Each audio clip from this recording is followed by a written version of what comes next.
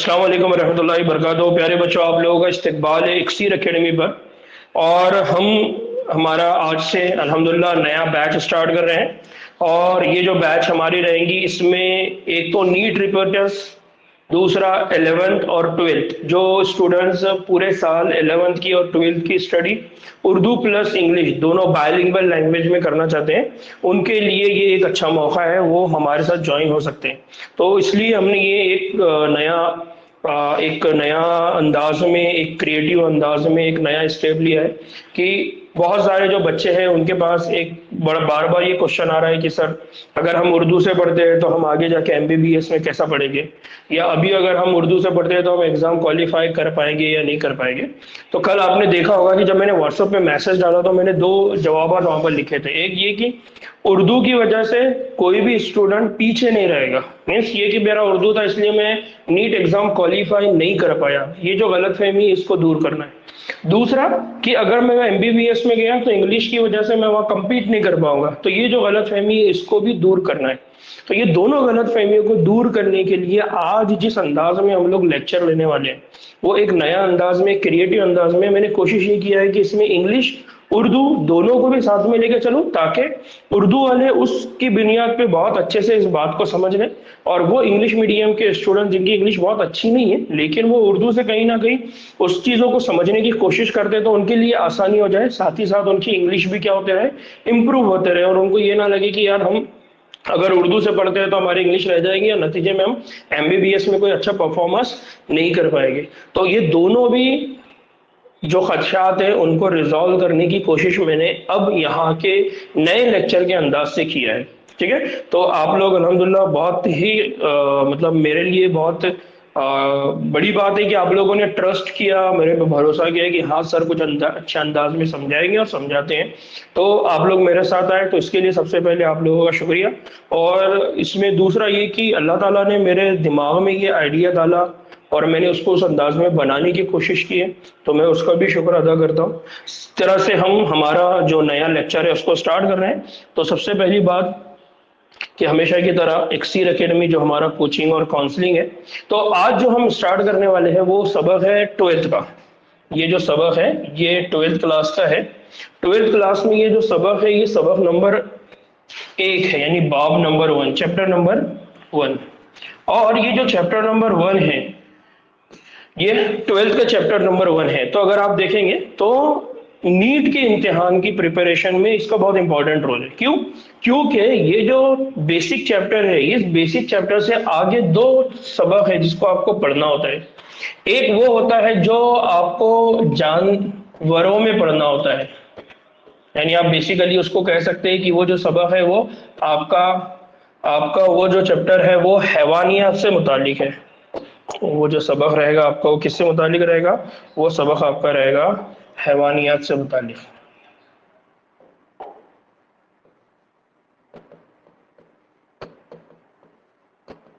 हैवानियात से मुतालिक यानी जूलॉजी।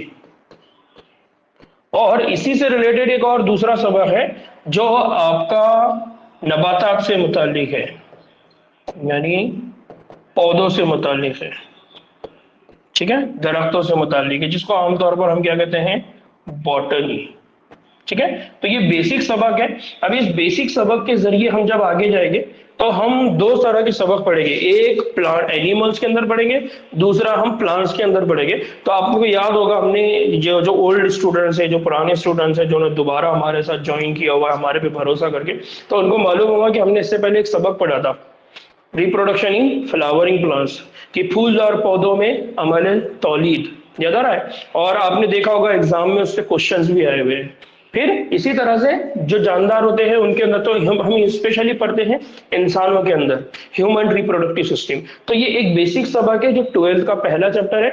अगर इसको हम समझ लेते हैं तो हम आगे चल के 12th के अंदर जो नेक्स्ट चैप्टर रहेगा ह्यूमन रिप्रोडक्टिव सिस्टम रहेगा, और दूसरा रहेगा रिप्रोडक्शन इन फ्लावरिंग प्लांट्स, उन दोनों को समझेंगे। ठीक है, तो ये नीट के स्टूडेंट्स के लिए भी और उन स्टूडेंट्स के लिए जो 12वीं क्लास में है, 12th में है, उनके लिए भी ये बहुत बेसिक और अहम सबक है, जिसके जरिए आप तौलीद का जो अमल होता है, जो रिप्रोडक्शन का प्रोसेस होता है, इस रिप्रोडक्शन के प्रोसेस में कौन कौन से इस तौलीदी अमल में कंपोनेंट्स होते हैं, कौन कौन सी चीजें इसमें इन्वॉल्व होती है, कौन कौन से खलिए इसमें इन्वॉल्व होते हैं, उनको क्या कहा जाता है, वो सारे बेसिक प्रोसेस हम समझेंगे। किस तरह के मैकेनिज्म फॉलो होते हैं, कौन कौन से ऐसे अमल होते हैं जिसके जरिए प्लांट के अंदर तौलीद का अमल होता है, और कौन से ऐसे अमल होते हैं जिसके जरिए या जिनके जरिए जानदारों के अंदर, जानवरों के अंदर क्या होता है, तौलीद का अमल होता है। तो ये बहुत छोटी सी इंट्रोडक्शन के साथ मैं आगे बढ़ रहा हूं, ठीक है ना। इसको समझ के रखिए, इसको समझने की कोशिश करिए ना। जो बेसिक कंसेप्ट है वो क्या है, हम बात कर रहे हैं, मैंने कहा कि हम दो तरह से पढ़ने की कोशिश करेंगे, इंग्लिश और उर्दू। तो कैसी लग रही है पीपीटी?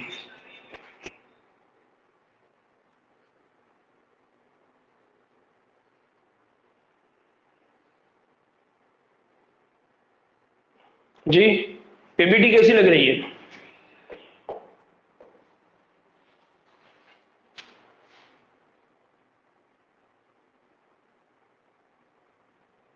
ठीक ना। बच्चों, हम बेसिक तारुफ की बात कर रहे हैं, इंट्रोडक्शन की बात कर रहे हैं। तो सबसे पहले बेसिक इंट्रोडक्शन में हम बात कर रहे हैं कि हम ये कहते हैं कि हमारे पास जितने भी जानदार हैं, जितने भी जानदार हैं, उन जानदारों के अंदर दो चीजें हमको कॉमनली देखने को मिलती है। एक एक होती है उनकी पैदाइश। एक क्या होती है? उनकी पैदाइश। और दूसरी होती है उनकी मौत। तो पैदाइश से लेके मौत तक का ये जो सफर है, या ये जो पूरा स्पेस है, इस स्पेस को क्या कहते हैं? इस स्पेस को या इस पूरे अमल को कहते हैं, इसको कहते हैं अरसा हयात। क्या कहते हैं इसको? अरसा हयात। और इसी को अगर हम इंग्लिश में समझना चाहे तो एक होती है जिसको हम कहते हैं बर्थ, जिसको हम क्या कहते हैं? बर्थ। और दूसरा जो टर्म है इसको मौत कहते हैं, उसको हम कहते हैं डेथ। तो बर्थ से लेके डेथ तक का जो टाइम होता है, इसको हम क्या कहते हैं? इसको हम कहते हैं लाइफ स्पैन। क्या कहते हैं हम इसको? Life span. तो बेसिक कंसेप्ट याद रखना है कि the period of birth to natural death, ऐसा पीरियड या ऐसा वक्त, ऐसा अरसा जो जानदार के बर्थ से लेकर उसकी डेथ तक हो, किसी ऑर्गेनिज्म की बर्थ से लेकर डेथ तक हो, उसको क्या कहा जाता है? लाइफ स्पैन कहा जाता है। और उसी को हम क्या कहते हैं? उसको हम कहते हैं अरसा हयात। क्या कहते हैं हम उसको? अरसा हयात। तो जानदारों के अंदर ये बहुत इंपॉर्टेंट है कि उनके जिंदगी का जो पैदाइश से लेकर मौत तक का सफर होता है, उसको हम कहते हैं लाइफ स्पैन, या उसको हम क्या कहते हैं? अरसा हयात। ना इस अरसा हयात की एक खास बात क्या है कि अगर आप ऑर्गेनिज्म के अंदर देखेंगे, अगर जानदारों के अंदर देखेंगे, अगर आप स्पेशीज टू स्पेशीज देखेंगे, स्पेशीज टू स्पेसीज, यानी अलग अलग जानदारों को अगर आप देखेंगे तो आपको उनके अंदर क्या देखने को मिलेगा? वेरिएशन देखने को मिलेगा, फर्क देखने को मिलेगा। इसका मतलब ये होता है कि ये जो अरसा हयात है, ये जो अरसा हयात है, ये जानदारों के अंदर, जानदारों के अंदर अलग अलग होता है। कैसा होता है? अलग अलग होता है। तो कोई जानदार ऐसा होगा जिसकी उम्र ज्यादा होगी, कोई जानदार ऐसा होगा जिसकी उम्र कम होगी। यानी हम इसको क्या करें? कोई जानदार होगा जिसका लाइफ स्पैन ज्यादा होगा, कोई जानदार होगा जिसका लाइफ स्पैन कम होगा, जिसको हम अरसा हयात कह रहे हैं, ठीक है। तो अलग अलग जानदारों में, अलग अलग स्पेशीज के अंदर ये जो अरसा हयात है, ये जो लाइफ स्पैन, ये कैसा होता है? अलग अलग होता है। फिर ये जो अरसा हयात है, ये किसके ऊपर मुनहसिर है? मतलब किसी जानदार का जिंदा रहना ये किसके ऊपर डिपेंड है, किसके ऊपर मुनहसिर करता है? कि कोई जानदार है वो बहुत बड़ा है इसलिए ज्यादा दिनों तक जिंदा रहेगा, कोई जानदार है जो बहुत छोटा है इसलिए उसकी मौत जल्दी हो जाएगी। तो ऐसा नहीं है। तो यहाँ पर क्या कहता है कि लाइफ स्पैन यानी जो अरसा हयात है किसी भी ऑर्गेनिज्म का, नॉट नेसेसरीली कोरिलेट, यानी जरूरी नहीं है कि वो कोरिलेट करे किसके साथ? उसके साइज के साथ। इसका मतलब क्या है? साइज की जब हम बात करते हैं तो साइज का मतलब क्या होता है? उसका कद, कि वो उसकी हाइट कितनी है, उसकी हेल्थ कितनी है, उसका साइज कितना ज्यादा है, तो हम ये कहते हैं कि जितने भी जानदार हैं, उन जानदारों के अंदर अगर हम देखेंगे तो उनके अंदर जो अरसा हयात है वो खदों के मुताबिक नहीं होता। तो ये जरूरी नहीं है कि उज़ुयों के जो अरसा हयात है वो खदों के मुताबिक हो, यानी जितने भी जानदार होता हमको दिखाई देते हैं जिनका एक अरसा हयात होता है, एक लाइफ स्पैन होता है, जरूरी नहीं है कि वो उनके खद के हिसाब से या उनकी खदों के हिसाब से, उनकी हाइट के हिसाब से, उनके साइज के हिसाब से, उनके जिस्म की बनावट के हिसाब से या उनके जिस्म के साइज के हिसाब से नहीं होती। दूसरा, अगर इस एग्जाम्पल को अगर हम समझना चाहते हैं तो हम बहुत अच्छी से समझ सकते हैं कि फॉर एग्जाम्पल अगर आप कौवों को देखते हैं, कौवों को जिसको आप क्रो कहते हैं, और तोतों को देखते हैं यानी जिसको हम इंग्लिश में क्या कहते हैं, पैरोट कहते हैं, उनके जो कद है, उनकी जो हाइट है, उन जो साइज है वो बहुत मुख्तलिफ नहीं है, वो एक जैसे दिखाई देते हैं। अगर आपने कौवों को, तोतों को यानी पैरोट को और क्रो को अगर देखा होगा तो दोनों की जो कद है, दोनों का जो साइज है वो आपको एक जैसा दिखाई देगा, हालांकि उनका कलर अलग अलग है लेकिन उनका जो कद है वो एक जैसा होगा। लेकिन अगर हम उनके अरसे हयात की अगर बात करते हैं, अगर हम उनके लाइफ स्पैन की अगर बात करते हैं तो उसमें हमको क्या दिखाई देता है, बहुत ज्यादा हमको क्या दिखाई देता है, फर्क दिखाई देता है। इसलिए यहां पर ये कहा गया life span of organism are not necessarily correlated with their size, की जरूरी नहीं है कि उसके साइज के साथ वो कोरिलेट हो या उसके साइज पर वो मुनहसिर हो। क्यों? क्योंकि कौवे का जो अरसा हयात है वो सिर्फ 15 साल है, जबकि पैरोट की अगर हम बात करते हैं, तोते की अगर बात करते हैं तो वो 140 साल तक क्या होता है, जिंदा रहता है। इसी तरह से अगर हम पीपल के दरख्त की अगर बात करते हैं और इसके मुकाबले में अगर हम आम के दरख्त की बात करते हैं यानी मैंगो ट्री की अगर हम बात करते हैं तो हमको ये देखने को मिलता है कि उनका जो अरसा हयात है यानी जो पीपल का है उसके मुकाबले में आम का जो होता है वो अरसा हयात क्या होता है, बहुत कम होता है। यानी पीपल बहुत ज्यादा दिनों तक जिंदगी गुजारता है और आम, जबकि दोनों का जो साइज है, दोनों की बनावट है, दोनों का जो साइज है बहुत बड़ा है। तो यहाँ पर बहुत छोटे साइज को और यहाँ बहुत बड़े साइज को कंपेयर करके आपको ये बताया गया कि ये जो लाइफ स्पैन है, ये जो अरसा हयात है, ये किसी भी जानदार के कद के ऊपर, उसके साइज के ऊपर मुनहसिर नहीं है। ठीक है, बात समझ में आई? किसी को कोई डाउट है यहां पर? बढ़ना है आगे?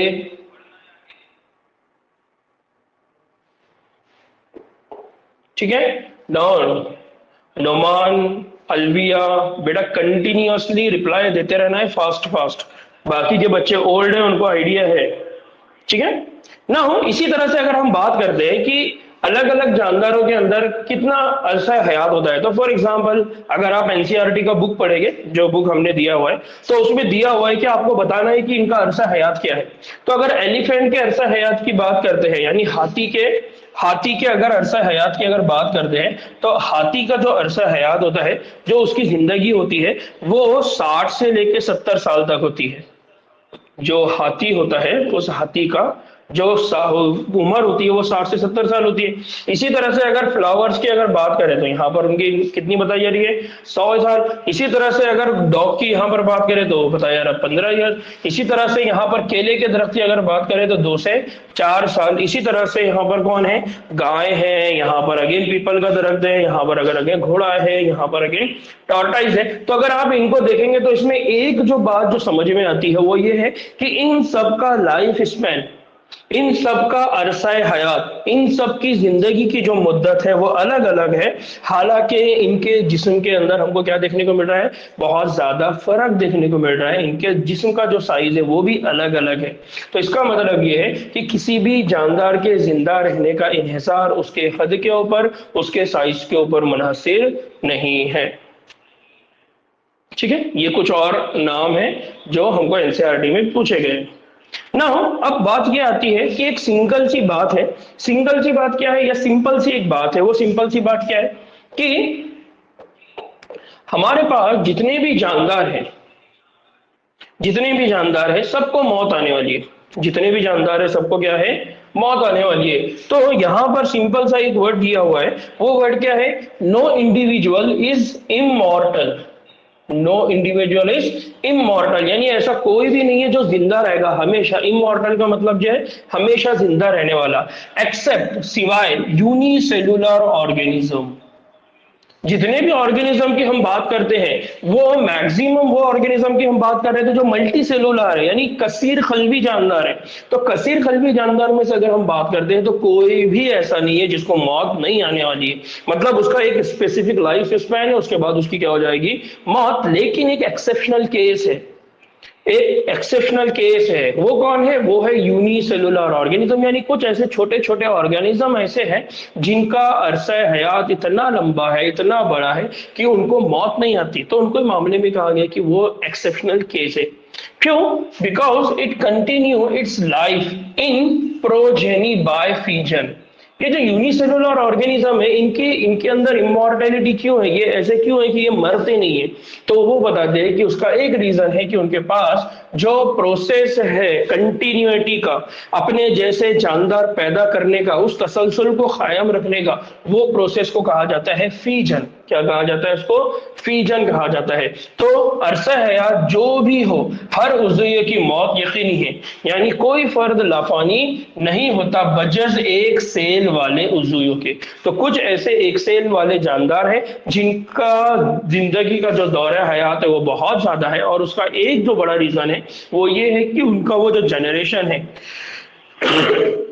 उनके अंदर जो नए जानदार बनाने का जो अमल है वो कैसा होता है, वो होता है बाय फीजन।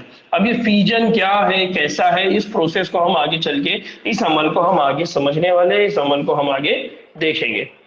नाउ अब एक चीज ये आती है कि ये जो अमल है जिसमें हम ये कह रहे हैं कि कंटिन्यूटी, यानी जानदारों को अगर हम देखेंगे तो वो अपने जैसे जानदार पैदा करते रहते हैं।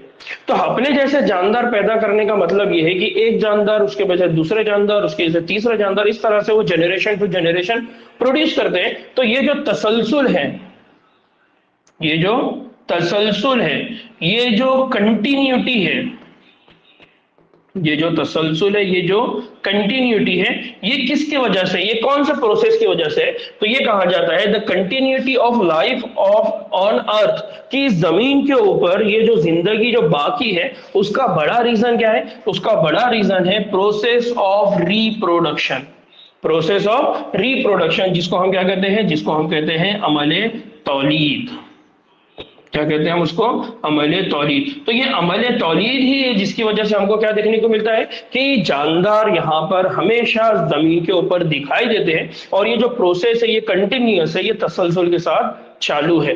तो फिर रिप्रोडक्शन को हम क्या कहेंगे? तो सिंपल हम रिप्रोडक्शन को डिफाइन करते हैं। सिंपल रिप्रोडक्शन को हम क्या डिफाइन करते हैं? तो हम ये कहते हैं कि reproduction it is a biological process in which an organism produces young ones और ऑफस्प्रिंग।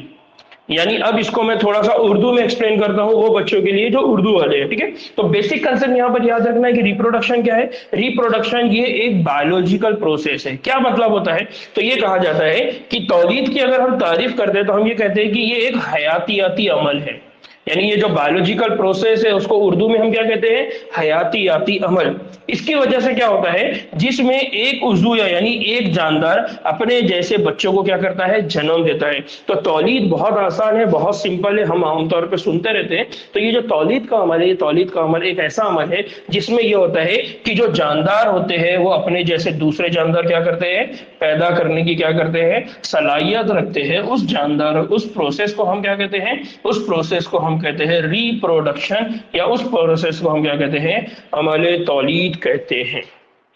तो आगे चल के क्या होता है? आगे चल के ये बच्चे बढ़ते हैं, फिर अपनी उम्र की पुख्तगी को पहुंचते हैं, यानी मैच्योर होते हैं, और उसके बाद बदले में वो क्या करते हैं? नए बच्चों को पैदा करता है। इस तरह से क्या होता है कि हमारी इस जमीन के ऊपर जो जानदार है उनके अंदर कंटिन्यूटी है, उनके अंदर हमको क्या देखने को मिलता है? तसलसल देखने को मिलता है कि हर वक्त नई नई नस्ल क्या होती है? हमारे को दिखाई देती है। फिर ये जो है ये पैदाइश, इजाफा और मौत, ये पूरा एक क्या है? चक्कर चलता रहता है। यानी कोई पैदाइश होगी, फिर वो उसकी ग्रोथ होगी, वो बड़ा बनेगा, फिर उसके बाद उसके अंदर क्या हो जाएगा? ग्रोथ होने के बाद फिर एक वक्त आएगा जब उसकी क्या हो जाएगी? मौत हो जाएगी। तो ये एक चक्कर है जो चलता रहता है। तो तौलीद से क्या होता है? नस्ल दर नस्ल अनवा का क्या होता है?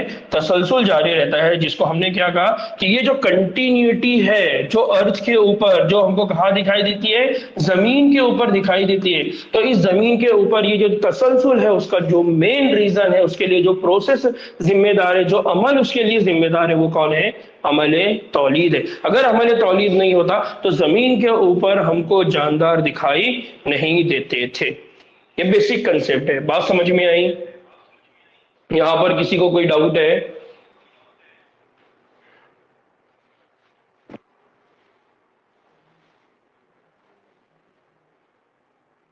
ठीक ना हो?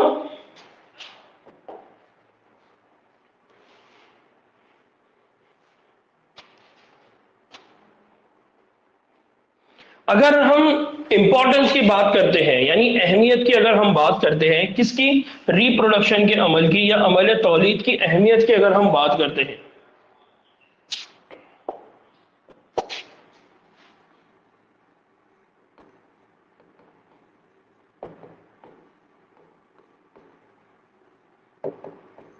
अगर हम अमल तौलीद की अहमियत की बात करते हैं, यानी इंपॉर्टेंस ऑफ रिप्रोडक्शन की अगर हम बात करते हैं, तो सबसे पहली बात याद रखिए जो हमने पढ़ा था, क्या है, it is necessary for continuity of species, कि जो जानदार है उन जानदारों की कंटिन्यूटी, तसलसल के लिए, यानी जमीन के ऊपर जानदारों की बका के लिए बहुत ज्यादा जरूरी है कि उनके दरमियान क्या हो, अमल तौलीद और रिप्रोडक्शन का प्रोसेस हो।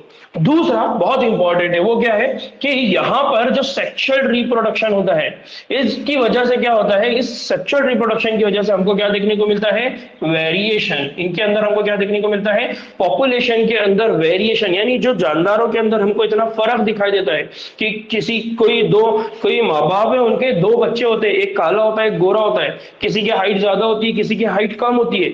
ऐसा नहीं होता है कि सबके सब गोरे हैं, सबके सब काले हैं, सबके चेहरे एक जैसे हैं, ऐसा नहीं होता। उसका बड़ा रीजन क्या है, उसका बड़ा रीजन है रिप्रोडक्शन का अमल। और ऐसा रिप्रोडक्शन का अमल हम जिसको क्या कहते हैं, सेक्सुअल रिप्रोडक्शन का अमल कहते हैं। उसी की वजह से पॉपुलेशन के अंदर हमको क्या देखने को मिलता है, वेरिएशन देखने को मिलता है। पॉपुलेशन के अंदर हमको क्या देखने को मिलता है, फर्क देखने को मिलता है। आप खुद सोचिए कि अगर ये फर्क नहीं रहता तो हम एक दूसरे को कैसा पहचानते थे, कैसा हम आइडेंटिफाई कर सकते थे। तो ये जो वेरिएशन है, ये जो फर्क है, ये किसकी वजह से आता है, ये अमल तौलीद की वजह से आता है। और स्पेशली अमल तौलीद का वो अमल जिसको हम क्या कहते हैं, सेक्सुअल रिप्रोडक्शन कहते हैं। दूसरा, इसकी वजह से हमको क्या देखने को मिलता है, एवोल्यूशन। क्या देखने को मिलता है, एवोल्यूशन। एवोल्यूशन का मतलब ये होता है कि हमको क्या देखने को मिलता है, जानदारों के अंदर क्या देखने को मिलता है, इर्तिका। कि पहले जमाने में टेम्परेचर या जो दर्जे हरारत था वो बहुत कम था। अब जैसे जैसे ग्लोबल वार्मिंग हो रही है तो दर्जे हरारत बढ़ता जा रहा है। तो अगर पहले जमाने के लोगों को आज की कंडीशन में अगर लेकर आए तो वो सर्वाइव करेंगे क्या, वो जिंदा रहेंगे क्या, नहीं रहेंगे। क्यों? क्योंकि उनके अंदर उस इन्वायरमेंट में, उस टेम्परेचर में, उस दर्जे हरारत में रहने की सलाहियत थी। आज के दर्जे हरारत को कोप करने का, उसके साथ फाइट करने का, उसके हिसाब से अपने आप को एडजस्टमेंट करने का उनके अंदर सलाहियत नहीं रहेगा। नतीजे में एक वक्त ही आएगा कि उनकी यहाँ पर इस इन्वायरमेंट के अंदर, इस माहौल में, इस दर्जे हरारत में क्या हो जाएगी, मौत। तो अब ये जो आज हम जिंदा रहते हैं उसका वजह क्या है, उसका वजह है कि हमारे अंदर क्या हुआ, इर्तिका, इवोल्यूशन। तो ये इर्तिका, ये इवोल्यूशन, ये तब्दीलियां, ये बर्दाश्त करने की सलाहियत, ये सब किसकी वजह से आई, ये सारी की सारी चीजें हुई है ड्यू टू प्रेजेंस ऑफ अमल तौलीद। तो बहुत इंपॉर्टेंट, बहुत बेसिक कंसेप्ट याद रखना है कि जब हम हयातियाती दुनिया की अगर बात करते हैं तो उस हयातियाती दुनिया में जबरदस्त हमको क्या देखने को मिलता है, तनु देखने को मिलता है। बहुत ज्यादा हमको क्या देखने को मिलती है, डाइवर्सिटी। क्या देखने को मिलती है, डाइवर्सिटी देखने को मिलती है। और हर जानदार यानी हर उज़्विया अपनी अफजाइश और बच्चे पैदा करने का अपना तरीका वो क्या करता है, अपनाता है। तो उसी की वजह से हम ये देखते हैं कि हमको क्या देखने को मिलता है, इर्तिका देखने को मिलता है। और जानदारों के अंदर क्या देखने को मिलता है, बहुत ज्यादा फर्क देखने को मिलता है। ना बच्चों, इसके साथ एक और चीज है कि कौन सा जानदार किस तरह का तौलीद का अमल अंजाम देगा, ये किस पे डिपेंड होगा। यानी ये जो बच्चे की अफजाइश है या बच्चे को पैदा करने का जो तरीका है, ये किसके ऊपर मुनासिर है। तो ये तीन चीजों के ऊपर मुनासिर है कि there is large diversity in the biological world. दूसरा, each organism has evolve its own mechanism. To multiply and to produce. हम ये देखते हैं कि जानदारों के अंदर मैंने जैसा कहा कि बहुत ज्यादा डाइवर्सिटी है और हर जानदार ने अपने अंदर क्या करना है, अफजाइश करना है और क्या करना है, बच्चे पैदा करना है। तो इसके लिए उन्होंने क्या किया हुआ है, अपना तरीका अपनाया हुआ है अलग अलग। अब ये जो तरीका वो अपनाएगा, कौन सा जानदार किस किस्म का तरीका अपनाएगा, ये किसके ऊपर डिपेंड करेंगे, ये किस पे मुनासिर होगा। तो यहाँ तीन बातें याद रखिए। पहली बात याद रखिए उसका हैबिटाट। हैबिटाट का मतलब क्या होता है, उस रुजुए का मस्कन। हैबिटाट का मतलब क्या होता है, उसके रहने की जगह।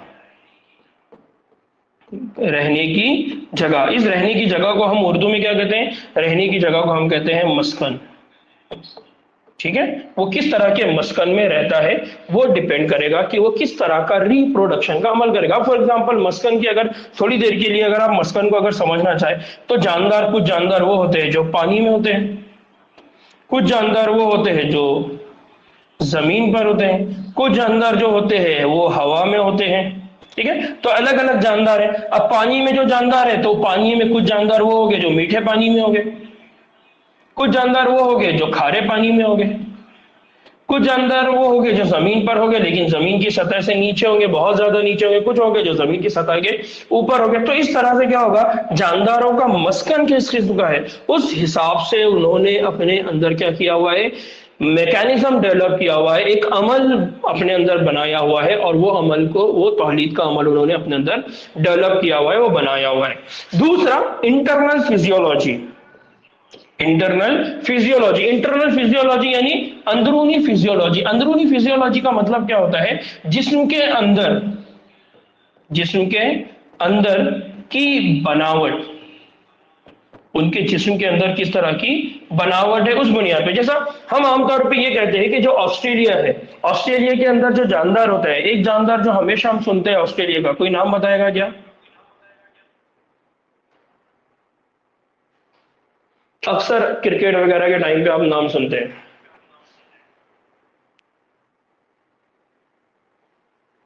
अरे कितना आसान है यार बच्चों, आप सुनते होंगे ना कंगारू। कंगारू का नाम सुने क्या? तो कंगारू को आपने देखा होगा, इनके जो बच्चे होते हैं वो उनके सामने एक थैली लगी होती है, वहां पर वो पलते हैं, है ना। तो अलग अलग जानदारों के अंदर उनकी जो फिजियोलॉजी है यानी जिस्म के अंदर जो बनावट है उसके हिसाब से उनके पास अमल तौलीद के जो तरीके होते हैं वो अलग अलग होते हैं। फिर इसी तरह से कुछ और भी दूसरे अनासिर है, कुछ और भी दूसरे अनासिर है जो मजमूई तौर पर इस बात को डिसाइड करते हैं या इस बात के लिए जिम्मेदार होते हैं कि उस जानदार के अंदर किस किस्म का अमल तौलीद होगा, वो तौलीद का अमल उनके अंदर किस तरह का होगा।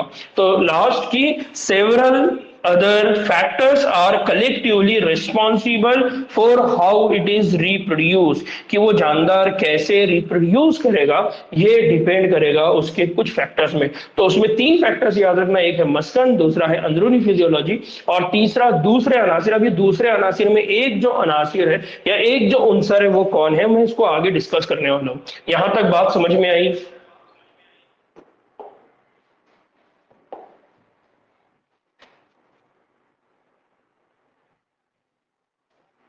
ठीक ना। अगर हम जानदारों की बात करते हैं तो जानदारों के अंदर हमको दो तरह के रिप्रोडक्शन के अमल देखने को मिलते हैं। आमतौर पे अगर हम जानदारों की अगर बात करते हैं तो जानदारों के अंदर हमको दो तरह के रिप्रोडक्शन के अमल देखने को मिलते हैं जो अमल तौलीद की अकसाम है।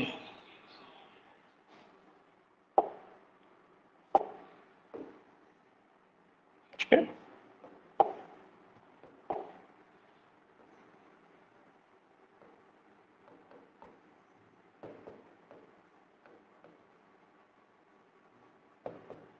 अमल तौलीद की अगर किस्में की अगर हम बात करते हैं, अमल तौलीद के अमल की अगर टाइप की अगर बात करते हैं तो दो मेन टाइप यहाँ पर है। वो दो मेन टाइप कौन है? एक है जिसको कहा जाता है असेक्सुअल रिप्रोडक्शन। क्या कहा जाता है इसको? Asexual reproduction. दूसरा है जिसको कहा जाता है सेक्सुअल रिप्रोडक्शन। सेक्सुअल रिप्रोडक्शन और असेक्सुअल रिप्रोडक्शन को आमतौर पे हम इंग्लिश में क्या कहते हैं? तो सेक्सुअल रिप्रोडक्शन को हम कहते हैं जिनसी तौलीद। क्या कहते हैं हम उसको? जिनसी तौलीद। और जो असेक्सुअल रिप्रोडक्शन होता है उसको हम क्या कहते हैं? गैर जिनसी तौलीद। तो एक अमल वो होता है जिसको हम कहते हैं जिनसी तौलीद का अमल यानी सेक्सुअल रिप्रोडक्शन, दूसरा होता है जिसको हम कहते हैं असेक्सुअल रिप्रोडक्शन यानी गैर जिनसी तौलीद।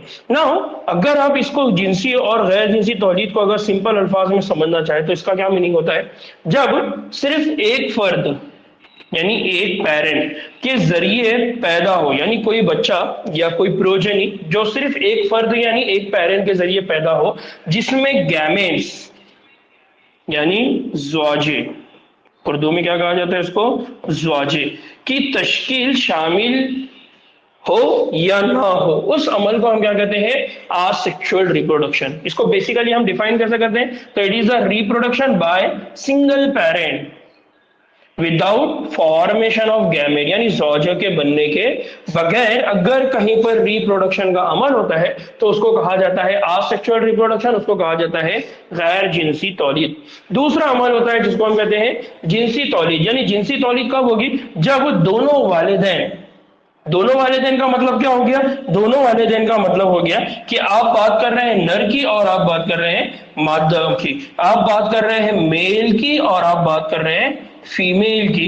तब हम ये कहते हैं कि जब नर और मादा यानी दोनों वालिदैन तौलीदी अमल में इस तरह हिस्सा लेके नर और मादा गैमेट्स एक दूसरे के साथ क्या हो जाए, मुनज़्ज़म हो जाए, इंजमाम हो जाए, जुड़ जाए, वो एक दूसरे के साथ शामिल हो जाए, तो उसको कहा जाता है जिनसी तौलीद। उस अमल को क्या कहा जाता है, जिनसी तौलीद, या उसी अमल को हम क्या कहते हैं, उस अमल को हम कहते हैं सेक्सुअल रिप्रोडक्शन। क्या कहते हैं हम उसको, सेक्सुअल रिप्रोडक्शन। तो बेसिक इंग्लिश में हम उसको किस तरह डिफाइन करेंगे, it sexual reproduction, it is the reproduction in which two parents of opposite sex involved with the formation and fusion of gamete। देखिए यहाँ पर दो बहुत इंपॉर्टेंट लफ्ज हैं इंग्लिश के डेफिनेशन में और दूसरा उर्दू वाली डेफिनेशन में। वो क्या है कि ये जो वालिदैन है या ये जो पेरेंट्स है, ये पेरेंट्स के अंदर क्या होगा, ये पेरेंट्स के अंदर सबसे पहले होगा फॉर्मेशन। क्या होगा, फॉर्मेशन, और फॉर्मेशन के बाद यहाँ पर दूसरा जो होगा वो क्या होगा, फ्यूजन। ठीक है, फॉर्मेशन का मतलब क्या होता है, फॉर्मेशन के लिए हम आमतौर पे इंग्लिश में उर्दू में जो लफ्ज बनाते हैं वो क्या होता है, बनाना। ठीक है, और फ्यूजन का मतलब क्या होता है, यहां पर फ्यूजन के लिए एक लफ्ज जो है वो है इंजमाम, और दूसरा जो लफ्ज होता है वो है टूटना।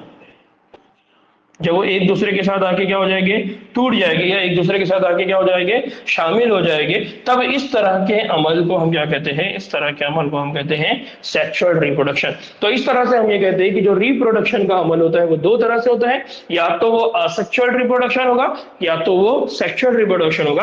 असेक्सुअल रिप्रोडक्शन में हमको क्या देखने को मिलेगा, सिर्फ एक पेरेंट, क्या देखने को मिलेगा हमको, सिर्फ एक पेरेंट, या हम कहेंगे कि सिर्फ एक वालिदैन। अब जब वालिदैन बोलते हैं तो दो लफ्ज होते हैं, ठीक है, तो यहाँ पर सिर्फ याद रखना है कि यहाँ पर हम आसानी के लिए क्या रख रहे हैं, सिर्फ एक पेरेंट, यानी आपको वो आसानी से याद रहे, इसलिए मैं भी यहाँ पर पेरेंट वर्ड ही यूज कर रहा हूँ। और सेक्सुअल रिप्रोडक्शन में क्या होता है, सेक्सुअल रिप्रोडक्शन में दोनों वालिदैन, या हम यहाँ पर लिखेंगे दोनों पेरेंट। ठीक है, इसलिए हम ये कहते हैं कि जो फीमेल होती है उस फीमेल के अंदर, यानी जो मादा होती है उसके अंदर एग होता है, यानी उसके अंदर बैजा होता है, और जो मेल होता है यानी जो नर होता है उसके अंदर क्या होती है, उसके अंदर होता है स्पर्म सेल। ठीक है, तो इस तरह से ये जो अमल होगा ये कौन सा होगा, जिनसी तौलीद का अमल होगा। ठीक, यहां पर किसी को कोई डाउट है?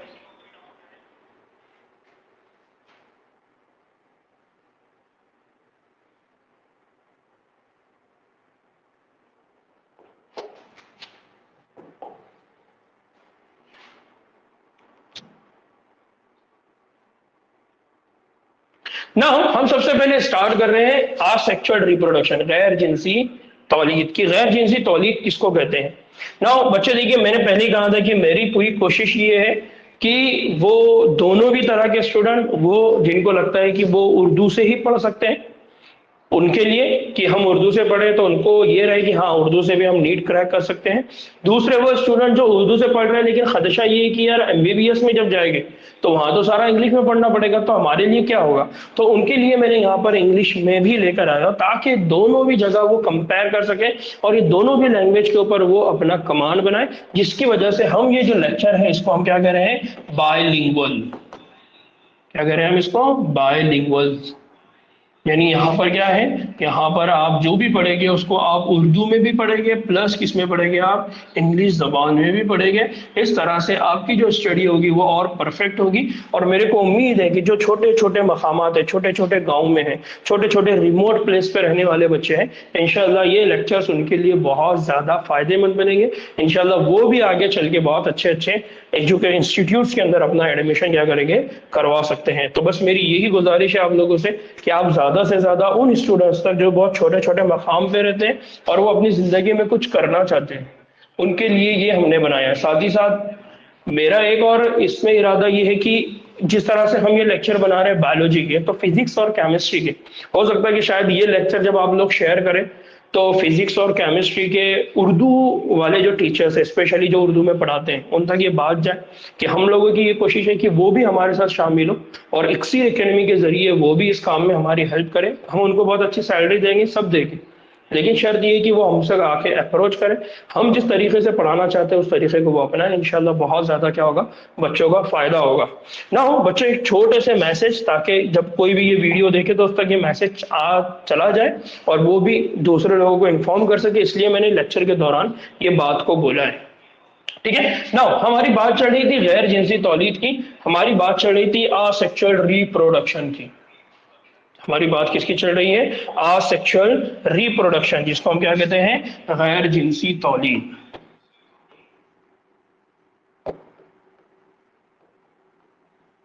ठीक है, उसको हम क्या कहते हैं, गैर जिनसी तौलीद। ना सबसे पहले मैं यहाँ पर थोड़ा सा उर्दू वाले कंसेप्ट को थोड़ा एक्सप्लेन करता हूँ, फिर बाद में बात इंग्लिश वाली बहुत आसानी से क्लियर हो जाएगी।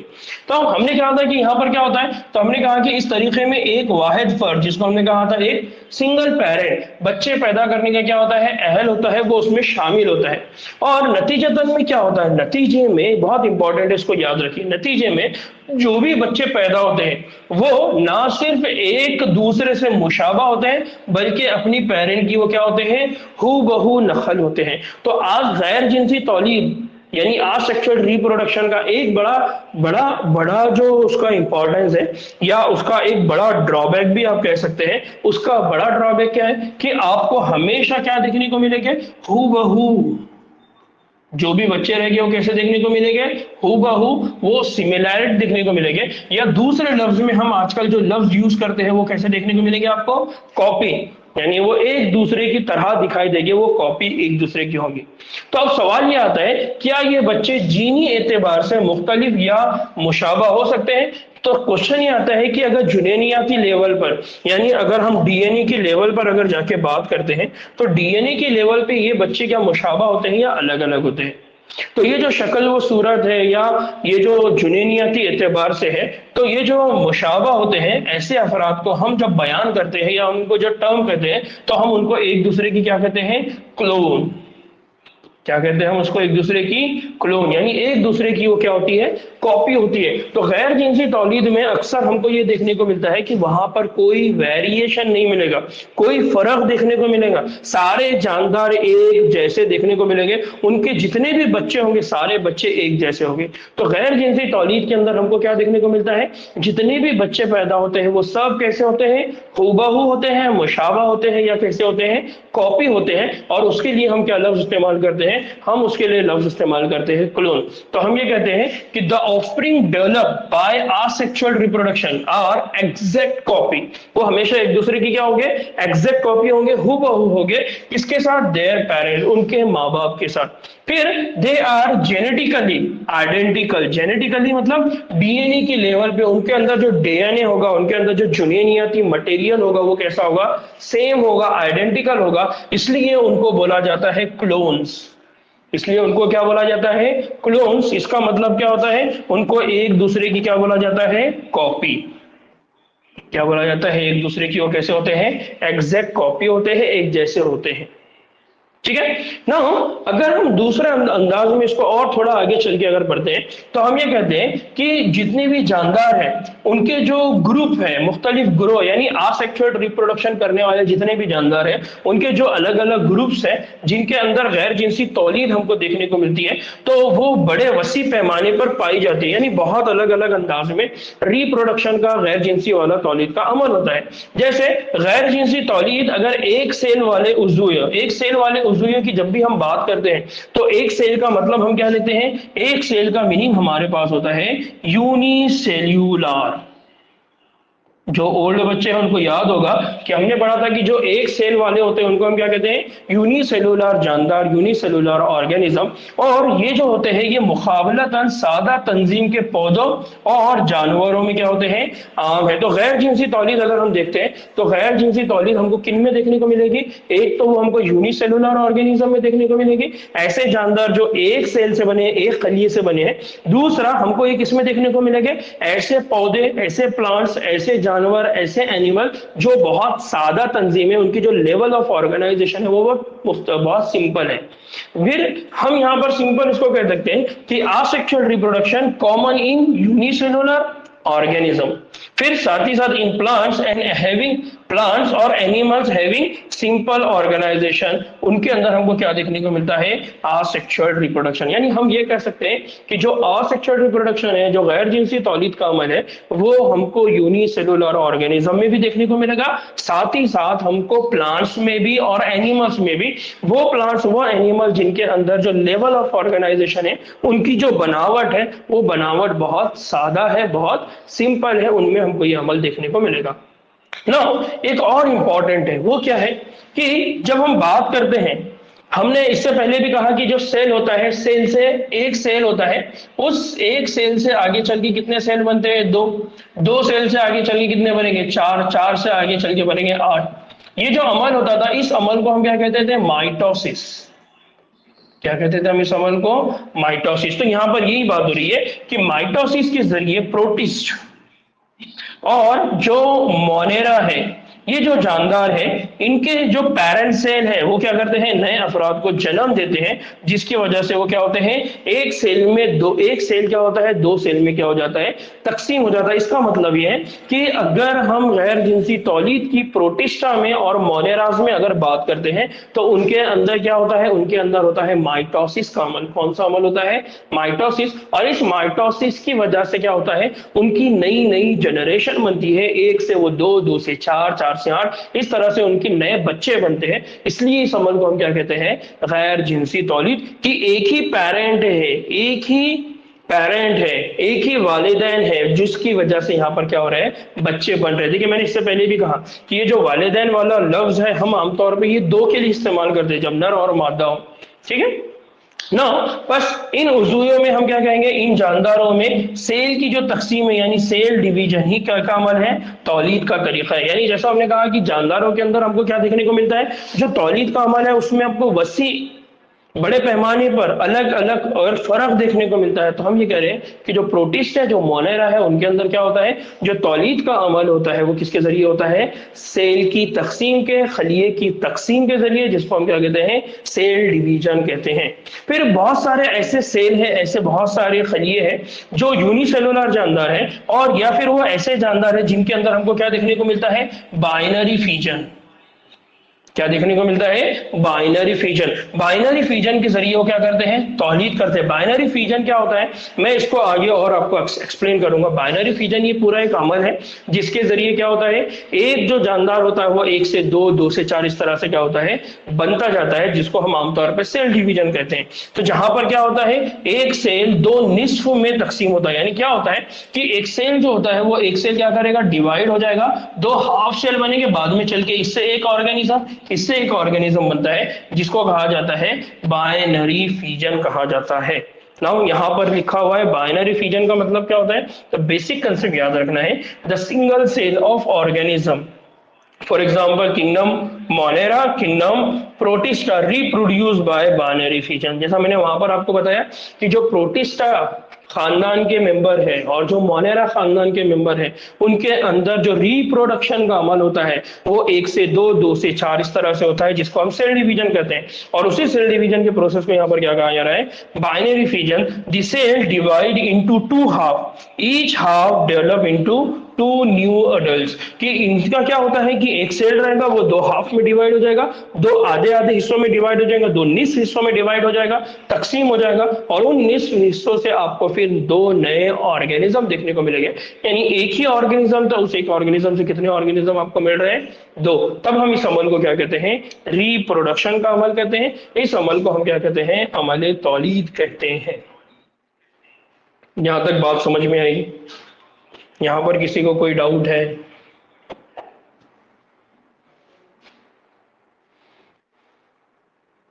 ठीक, लो अब इसके आगे जितने भी इंपॉर्टेंट पॉइंट्स हैं, ठीक है, जैसा अभी एक डायग्राम आप देख लीजिए, ये है बाइनरी फिजन। और ये जो बाइनरी फिजन है ये आपको कहाँ देखने को मिल रहा है, ये जो बाइनरी फिजन है यानी ये जो सेल डिवीजन का जो अमल है, देखिए यहाँ पर ये पूरा एक्सपेरिमेंटल प्रूफ है, साथ ही साथ मैंने यहाँ पर उसका डायग्राम कि ये एक ऑर्गेनिज्म है, फिर उसके अंदर दो न्यूक्लियस बनते हैं, बाद में वो दो हाफ में डिवाइड होते हैं, और फिर ये एक ऑर्गेनिज्म बन गया, ये दूसरा ऑर्गेनिज्म बन गया। ये जो एग्जाम्पल है, ये एग्जाम्पल किसकी है, अमीबा। ये एग्जाम्पल किसकी दी जा रही है कि अमीबा, अमीबा ये एक यूनिसेलुलर, अमीबा जो है ये एक यूनिसेलुलर यानी ये कल्बी, ठीक है, जानदार है। और इस अमीबा के अंदर हमको क्या देखने को मिल रहा है, बाइनरी फिजन देखने को मिल रहा है। एक सेल है, एक सेल से दो हाफ बने, दो निस्फ सेल बने, निस्फ खलिए बने, और ये निस्फ खलिए जाके फिर आगे चल के मुकम्मल खलिए में तब्दील हो गए, मुकम्मल जानदार में तब्दील हो गए। इस तरह से ये जो अमल होता है, इस अमल को क्या कहा जाता है, बाइनरी फिजन होता है। क्या कहा जाता है इस अमल को, बाइनरी फिजन। इसलिए आप देखिए कि जब हमने इंट्रोडक्शन में तारुफ में बात की, तो हमने कहा कि जितने भी जानदार होते हैं सबको मौत आती है, सब को मरना है, कोई भी इमॉर्टल नहीं है, कोई भी जिंदा। लेकिन कुछ हमने कहा कि यूनिसेलुलर ऑर्गेनिज्म ऐसे जिनको जिनको मौत नहीं आती, बल्कि उनसे 1 से 2, 2 से 4 वो क्या होते हैं, बनते जाते हैं। इसलिए हमने वहां पर पढ़ा था कि जो यूनिसेलुलर ऑर्गेनिज्म है उनके अंदर क्या होता है, उनके अंदर प्रोसेस होता है जिसको कहा था हमने फीजन।